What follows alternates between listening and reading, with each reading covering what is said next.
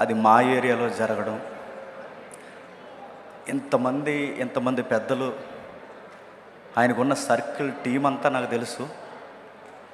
అంత ఉన్న అనాథ శవం గల రోడ్డు పక్కన పడిపోయేసరికి నేను చాలా చలించిపోయాం ఆ రోజు. ఫస్ట్ టైం మా దగ్గరికి మీటింగ్కి వచ్చినప్పుడు మణిపూర్కి సహాయం చేయాలనే విషయాల్లో మేము మాట్లాడుకుంటున్నాం. అన్న దగ్గర కొంచెం అమౌంట్ ఉంది, మణిపూర్కి మళ్ళీ పంపించండి అని అన్నప్పుడు, తప్పకుండా పంపుతాను. జేమ్స్, నీకు విషయం చెప్పాలి, నెక్స్ట్ టార్గెట్ మన తెలుగు రాష్ట్రాల మీద ఉంది, కొంచెం జాగ్రత్తగా ఉండండి నాకు చెప్పాడన్న.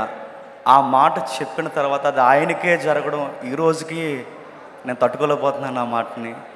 మాకు జాగ్రత్త చెప్పిన ఆయనకే మొట్టమొదటి ప్రమాదం జరగడం, తెలుగు రాష్ట్రాల మీద మళ్ళీ కన్ను పడింది, జాగ్రత్తగా ఉండండి అని. ఏది ఏమైనా మరలా ఇంకా ఏ సేవకులకి ఇలా జరగకూడదని కోరుకుంటున్నాను. మన క్రైస్తవ్యంలో ఒక ఐక్యత ఉండాలి. ఇలా జరుగుతుందని దీన్ని ఫాలోఅప్ చేసే పెద్దలు ఉండాలి. చనిపోయిన తర్వాత ఎంత సానుభూతి చూపిస్తున్నారు, ప్రమాదానికి ముందే అందరూ ఒక ఐక్యతతో ఉంటే ఇంకా బాగుంటుందని మనస్ఫూర్తిగా కోరుకుంటూ అన్నకి, ఆయన కుటుంబానికి నేను ప్రగాఢ సానుభూతి తెలియజేస్తున్నాను. సరే.